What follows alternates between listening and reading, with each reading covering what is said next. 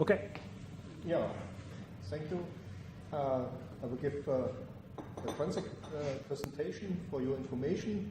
I will have it tomorrow at the ITS World Congress in Copenhagen. TransSec is about autonomous emergency maneuvering and movement monitoring for road transport security. And the focus of today's presentation is precise vehicle positioning with GNSS and especially Galileo.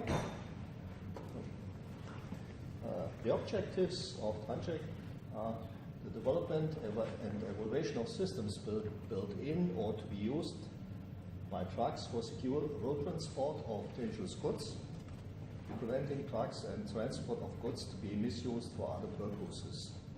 We have a number of specific objectives: the precise vehicle positioning and navigation on road and on road lane and off-road. And this is also the topic of today's presentation. Further objectives are the vehicle movement monitoring for dangerous goods with critical area alarm and eCall. The vehicle communication security for critical information exchange, the onboard pre-crash environment detection of vulnerable objectives on and off-road, and the non-defeatable autonomous emergency maneuvering for crash prevention, again on and off-road. Our solution concept consists of the topics localize, perceive, map, understand, and predict, and act, and communicate. We have the work packages: precise vehicle positioning, road and environment map, and environment object detection, work package about vehicle communication, vehicle movement monitoring, and at the end, as the final result, the autonomous emergency maneuvering, which includes the non-defeatable vehicle control for crash prevention on and off-road. Our solution is based on advances in GNSS positioning, map data and map matching, onboard environment sensors, and V2X communication. They are combined in a local dynamic map. This local dynamic map provides information for movement monitoring, critical area alarm, pre-crash object detection, and the non-defeatable emergency maneuvers.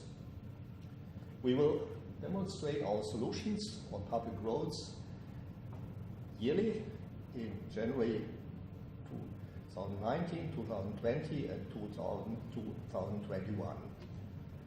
Now to the specific topic of my presentation today, the precise vehicle positioning with GNSS and especially Galileo.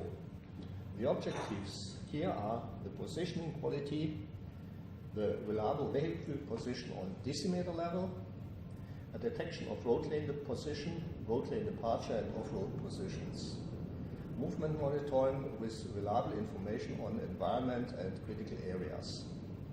The development approach is an explorative, iterative development cycle or cycles with early prototypes adding functionality step by step. Demonstration will be given with trucks on and off-road, as said before, in a yearly cycle. Currently, I will present the results, the preliminary results of our ongoing work. First, our vehicle positioning equipment. We have several GNSS Galileo receivers.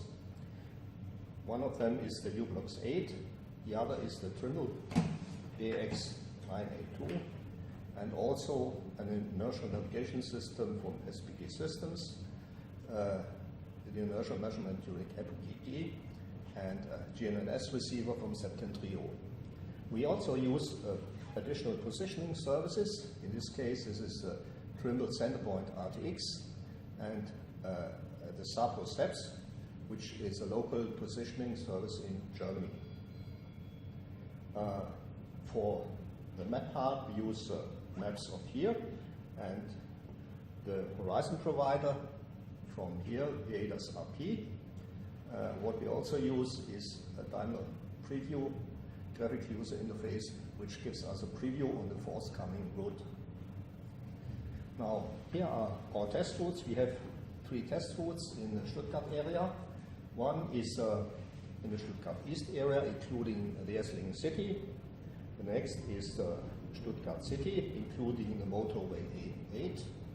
And the third one is also driving from Stuttgart East to the Münzing area, which is a mountain area in the south of Germany. It's called Schwäbische Alb. Overall, we have here an urban, industrial, and rural area in a mostly hilly terrain. The first thing we have to evaluate regarding GNSS positioning is the availability of the satellites, because this is the basis for reliable and accurate positioning. We did this for our location in the Stuttgart area, and this is the result of the planning tool. On this diagram, you see the availability of the currently global available satellite navigation system. This is first the well-known GPS, then it's GLONASS, Galileo, and the Chinese Beidou. You see here the number of satellites.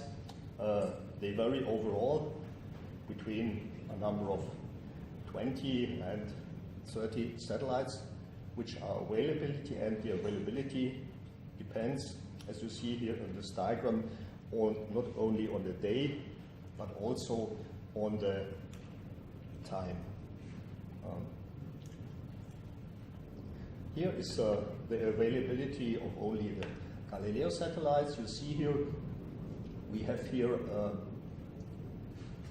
depending on the time, a minimum of it's 3 available satellites at this time, and it goes up to 8 satellites. Again, varying during the daytime considerably. What we see here, when we consider the minimum number of available satellites needed for positioning, that is 4, that we see that currently for Galileo alone, for certain parts of the daytime, the availability can be not sufficient. This has, of course, to do that the Galileo is currently not fully in operation. Another example, also for Galileo, you see here another date, another time frame. Also, you see here the availability. Most of the time, the number of satellites are